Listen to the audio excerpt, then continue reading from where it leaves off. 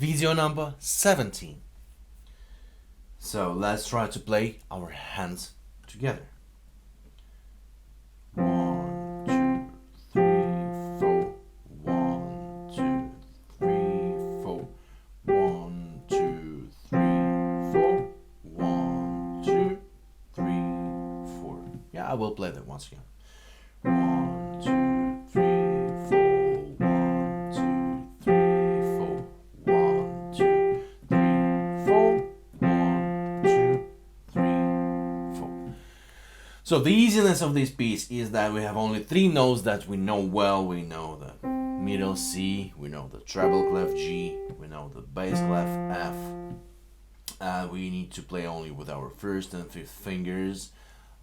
So I think everything should be fine with this piece, guys. If not, feel free to text me, email me, or call me. Yeah, I will be happy to hear your voice. Good luck.